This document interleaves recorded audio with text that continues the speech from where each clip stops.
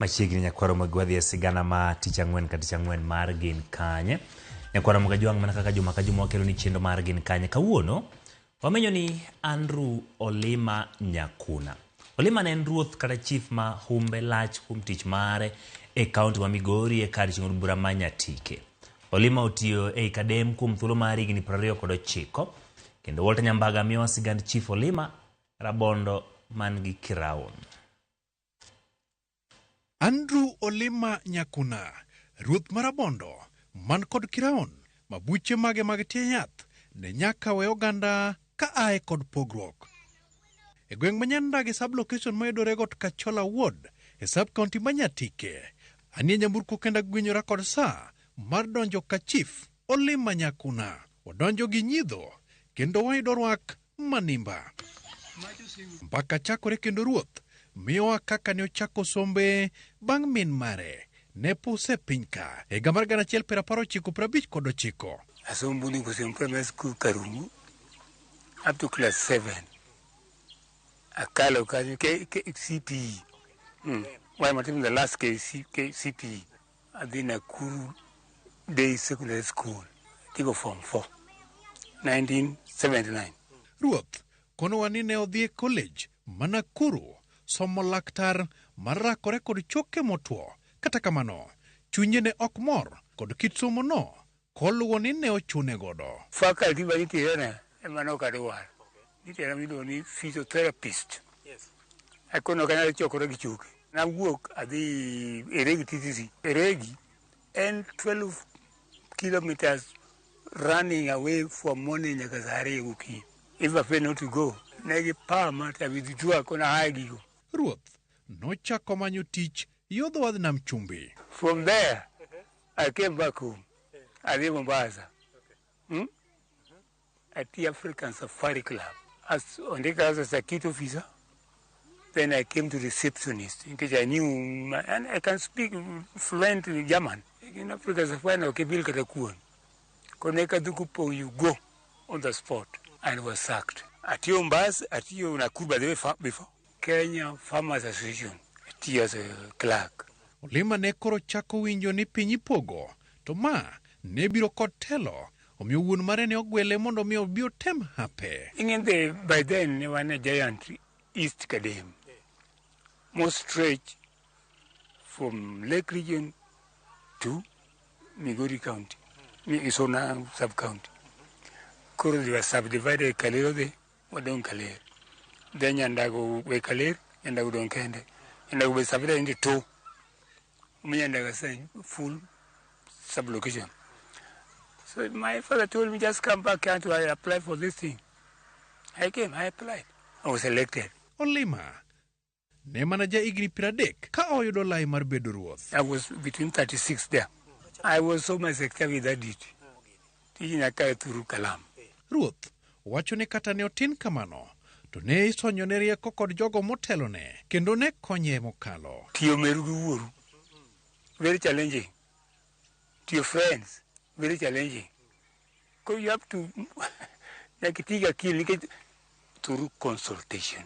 You know, being a bit of chief, a team of professors, team of doctors, for you to decide a arbitration case, you give the elders to decide.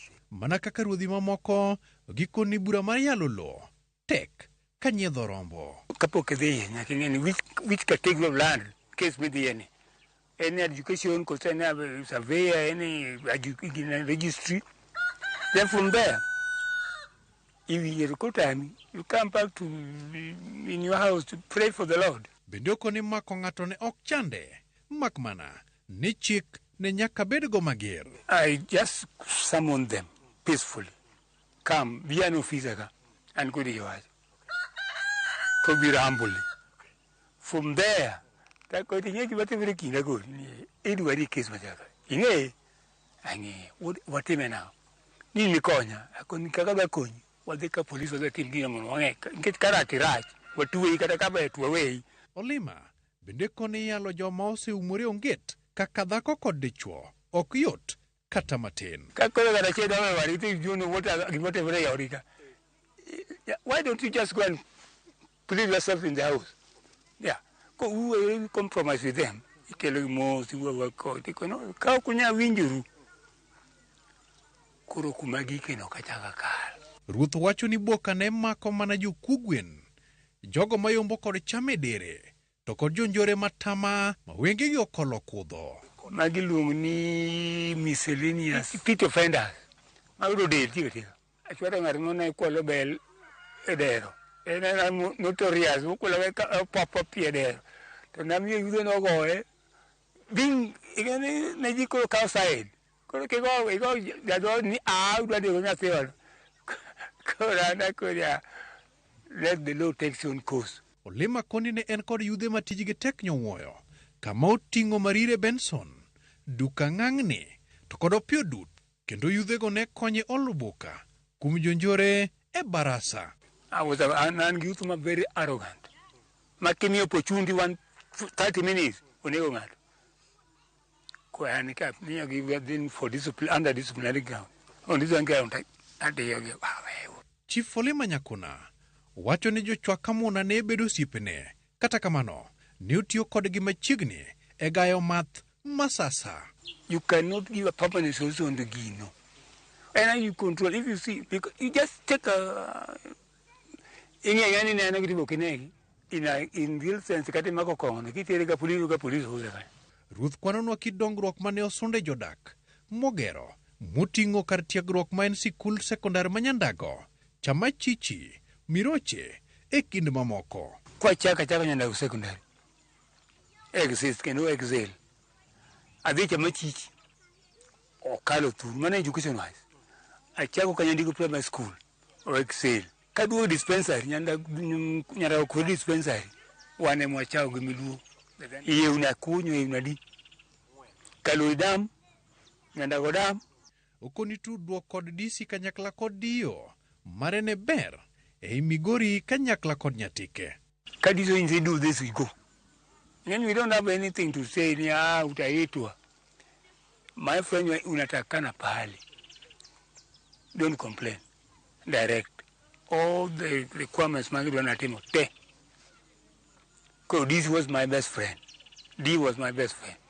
Chief wacho ni onge achich mane owe korio ni mano ne nyalo miyo bura wi kata mana in chief kamano. Kisemaka culprit kikwe korio. And this is what I've never done. Ki work kode mi we korio ka jungene mi omi millions of money. And for sure, ki joda gidi manye onya olango moringo molal. Family members ma kindi wa post nikenyi sema kiteri kanya. Kiro kanyi sewe koiro lal. We're in for it. Oyuagorok ni kao pande mar chwalo ikinyime. I'm praying for the Lord Jesus. Akiani kwa mungade, akiani wakao kipande machalane. I could have done a lot. Kumwagikeni. Kurika wani wisdom to work. Nyakwara Mogi, erokamano kuom bedo kode chakruok nyaka giko. Ageno ni in bende sigana ni osemori, kendo chunyi koro geto kata mana bedo kebe mar kor gweng'. Jata chenro mari kuom thulni duto ne en Walter Nyambaga, Wood Koweru, thun kaji dhi, kendo kaji duogo.